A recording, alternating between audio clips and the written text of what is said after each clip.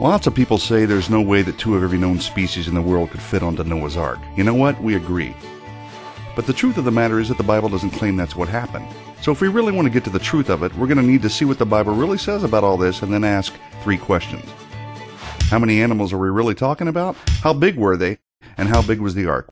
We answer those, we're closer to understanding the truth. Make sense? Good. So how many animals are we really talking about here? Well, let's jump back and move forward, shall we? Let's take a peek at day 5 of Creation Week and do a plain reading of Genesis 1 verse 21. And God created great whales and every living creature that moveth, which the waters brought forth abundantly after their kind, and every winged fowl after his kind. Jump ahead to Genesis 1:25, day 6, the same day man and woman were created, and here's what we get. And God made the beast of the earth after his kind, the cattle after their kind, and everything that creepeth upon the earth after his kind. So there you have a very clear account of the land and sea creatures created by God according to their kinds. Now, take a look at the phrase, according to their kind. What does it mean? Is it the same as species? I don't think so. It's possible that it's closer to what we call families in the typical biology class today, with some exceptions. Keep in mind that species is a man-made definition anyway. Confused? Let me explain. Let's take the dog kind, for example. We'll call the female dog taken on the ark Bingo, because that's the name of my first dog. Okay, from Bingo and her mate, you can get the various species of coyote, wolf, and even domestic dogs like the border collie, Great Dane, poodle, and so on. You get it? The different species we have now could have easily been generated after the flood from the information already present within the parent kind. So kind isn't the same as species at all. And a plain reading of the Bible teaches that Noah only had to take the representatives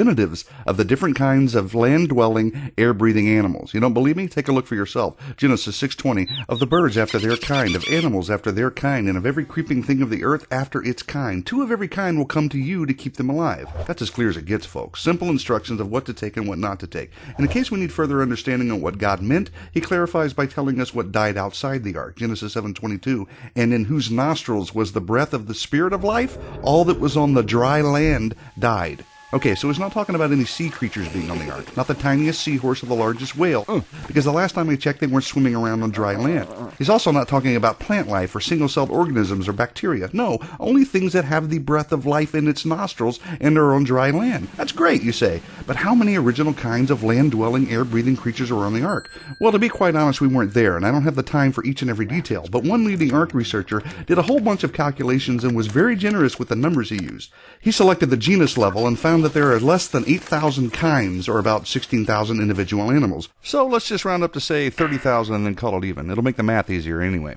Could 30,000 animals fit on the ark described in Genesis? That's a good question. Glad you asked. To answer it, we have to take a look at 2 more things. The size of the average animal and the size of the ark. Make sense? Of course it does. Moving on. We can't list every animal, but we've got things from the various bird kinds to the elephant kind, from the various dinosaur kinds to the smallest mammal kinds, and so on and so on and so on. So you take all the young adult animals, because nothing says the animals had to be the oldest and biggest, and you look at all the various sizes we know of today, even from the fossil record, and you do some calculating, you come to the conclusion that the average size of the land animal is actually smaller than a sheep. But let's just use a sheep as the average size for the sake of argument. So now we got the size of the average animal, a sheep, and we have the maximum number of sheep, 30,000. So are we going to need a bigger boat? Well, let's see how big it really was and if 30,000 sheep could fit on it.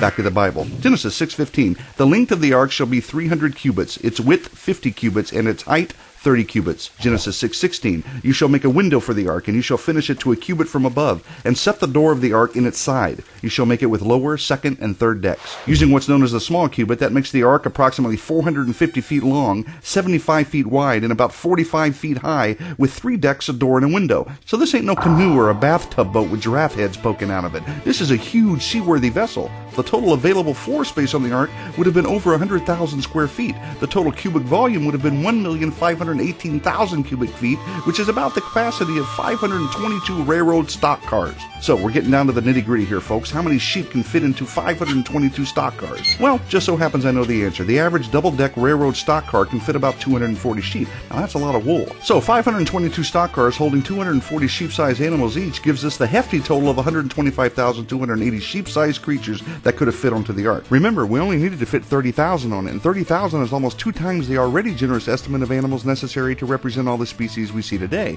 So it's easy to see that with more realistic numbers, there was plenty of room for cages, food, and even fresh water for the duration of the year-long stay that these animals had to be on the ark. And you know what? Ark researchers have studied this too, and I'll let you look that up. So there you have it. Simple reading of Scripture, simple math, basic science. This fallible claim against the Bible is debunked. Adios.